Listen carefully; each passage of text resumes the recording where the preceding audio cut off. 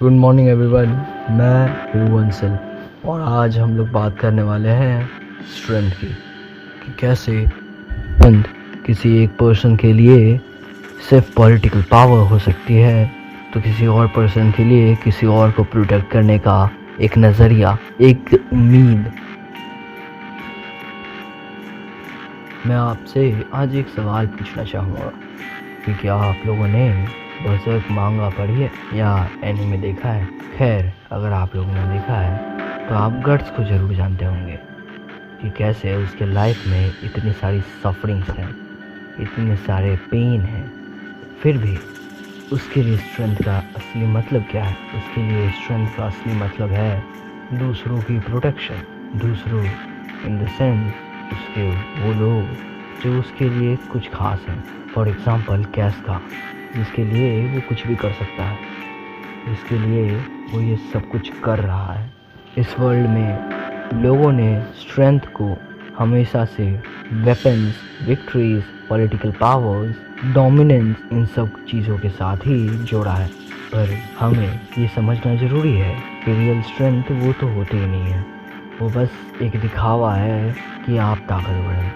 असली अपने एक स्ट्रेंथफुल पर्सन वही है जो अपने लोगों के लिए आगे आए, चाहे फिर उसकी मौत ही क्यों ना हो।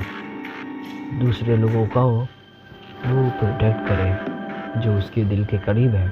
एक और ऐसा ही कैरेक्टर है जो मेरे दिल के बहुत ज़्यादा ही करीब है, शायद उसकी सफरिंग को देख के, उसके सेक्रीफाइस को देख के, इताची उचिहा, जिसने अपने टाइम में कुछ ऐसे भी शब्द कहे हैं जो आज तक मुझे याद है।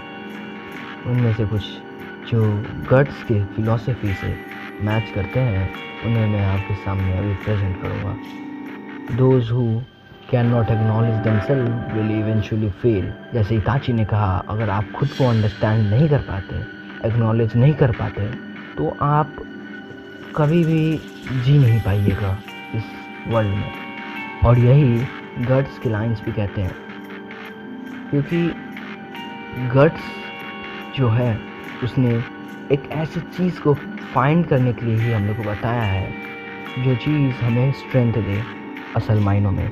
और हम उस चीज़ को तभी फाइंड कर सकते हैं जब हम खुद को जानते हो, हम ये जानते हो कि हमारे करीब आखिर क्या बसा है, हम क्या चाहते हैं। एक ऐसा ही कैरेक्टर है जो कुछ समय पहले तक बहुत ज़्यादा ही प्रचलित था, वो शायद से थॉमस शेल्बी है। थॉमस के भी यही प्रिंसिपल्स हैं कि to save your family you have to overcome every principle of yourself. तुम्हें अपने फैमिली को बचाने के लिए कभी कभी वो हद भी पार करनी पड़ेगी जो तुमने खुद के लिए खुद बनाई है। वो लाइन्स, वो सारे के सारे रूल्स।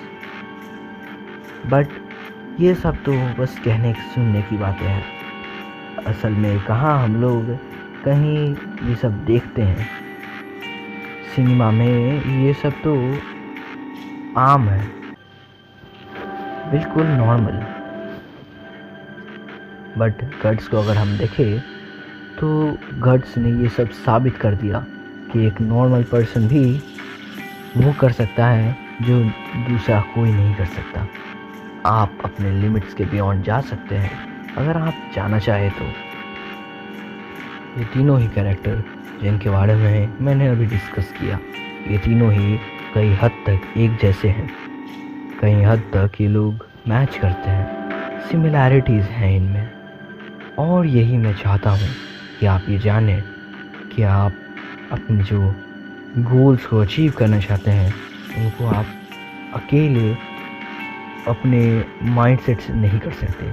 आपको उसके लिए कोई एक ऐसी चीज़ चाहिए होगी जिसको आपको प्रोटेक्ट करना है, क्योंकि अगर आप बिना किसी मेन मोटिवेशन के चलेंगे तो आप भटक सकते हैं। कई लोग भटके हैं कई बार और बार बार भटकेंगे भी। मैं ये नहीं कहता कि आप नहीं भटकेंगे, आपको भी इस रास्ते को देखना ही पड़ेगा। पर अगर आपके पास पहले से एक वाई होगा तो आप उस चीज़ को ओवरकम कर पाएंगे बहुत जल्द। और इसीलिए आज का एक आखिरी सवाल, क्या आपके पास कोई रीज़न है उस चीज़ को पाने का जो चीज़ के ख्वाब आप देख रहे हैं? क्योंकि अगर नहीं है तो आप कभी उसे पा नहीं पाएंगे। Pain is a weakness living inside your body, just go ahead and throw it out, because if don't you will ultimately become the slave of it। मैं वन सेल्फ आज यहीं तक रखना चाहूँगा अपनी इस वार्तालाप को। तब तक के लिए जब तक हम दोबारा मिलेंगे, तब तक के लिए मैं आपसे अलविदा लेना चाहूँगा। और अब be safe, be secure and be strategic. Good bye.